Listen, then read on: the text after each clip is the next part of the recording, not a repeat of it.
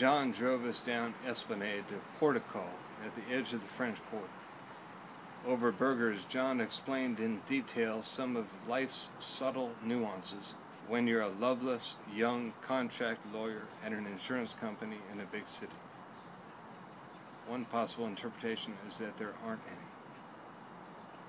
He then explained how going back to get an advanced legal master's degree would definitely up his market value. I listened dutifully and enjoyed a tropical drink. His dad's art opening started at 7:30. John's dad is a retired oil lawyer who had recently taken to painting swimming pool scenes with watercolor. He stunned his former law partners and John's mother by trading in the large suburban manse in Metairie for a smaller, older place on the edge of the lower Garden District. He also learned how to trick a number of Magazine Street restaurant owners into showing his shimmering, dull paintings. For me, I couldn't decide what was least interesting. The fact that John's dad had been an oil patch lawyer during the boom times, or that he'd hung up his suspenders in order to dedicate himself to his art, while sitting on an obscene investment portfolio. Richard Ford and Raymond Carver evidently once agreed that the most important thing about being an artist is being at your station. And maybe this explains all that needs explaining. A painter is one who paints. John's dad is now a painter, as by the same definition, John is technically a golfer. Visigoths, now out of business, was an upscale, favorably reviewed restaurant near Napoleon, featuring one of the former sous chefs of Emerald, the Big Easy's most famous native of Massachusetts. John explained at the opening that the owner was not only new to the restaurant business, but was in fact a former law partner of the featured artist. It was a big scene done up mostly in black and white with a dash of Santa Fe turquoise. Mostly law firm couples dressed in their special art show outfits. Lots of, "Ed, you old devil, he's really done it." And, "Wow, well, the pictures aren't great, but what do you know? He's got a one-man show." John's dad was standing at the bar, stationed there in an absurd, yet still somehow somewhat cool, blue linen smock. "Michael, so what do you think of my pictures?"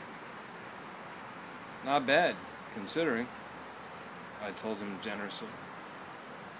"You're a nice kid, Michael. You're a liar, but you're a nice kid. Here, have a drink." John's dad reached behind him and picked up two already filled red wine glasses and handed them over. "Oui, oui, papa," John said, smiling. "Ça va, mon fils," the artist known as Ed replied. The restaurant was empty at 10:30 after a total showing of 25 or 30 people, according to the guest book. By 11, we were back at Orleans Avenue, where I told John he had to take off so I could sleep. Maybe a little too drunk, I lay in bed but didn't sleep right away.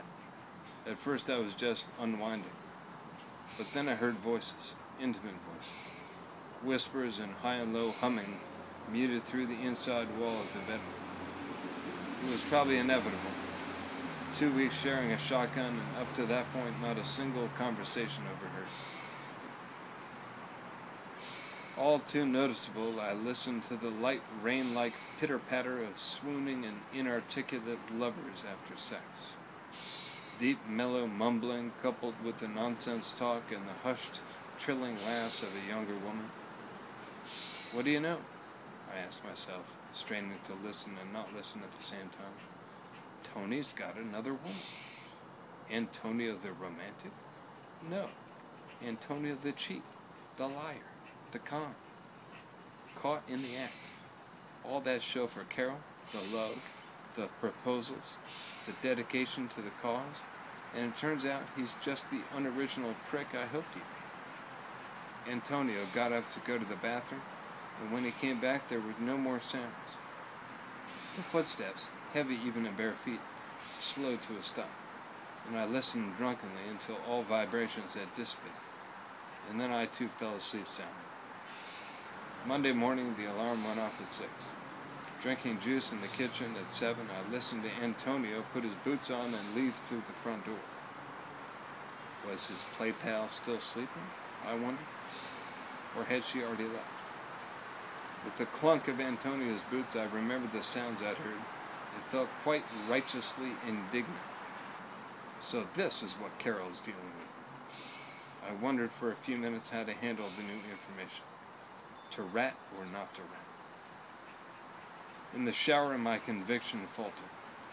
Maybe I was the last to find out about this. Maybe Tony's dalliances were well known, and the bigger fool would be the bell ringer. Maybe she was another set of the close-knit neighborhood gang and I simply hadn't met her yet. Tony's free love. Maybe Cindy, if that were her name, just hadn't come up in conversation. Not like that. Tony's got a young one on the side. The voice I heard was no run-of-the-mill mid-city neighbor. She was Tony's second life. Maybe the secret salve for his rejection from Carol. His giggly, nubile antidote. And now he'd screwed it up, letting her trill and cuckoo a little too loudly when he knew his savvy housemate wasn't asleep. In some way, this would have to be brought to light, or at least factored into the equation. I wouldn't rat him out, I decided, but I would sure as hell reconsider my position. The field was open. If Carol still has any inkling of belief that Mr. Tony might still be her loyal and true lover, then something would have to be done. What, I had no idea. But Phyllis would know, and for sure Phyllis would want to know.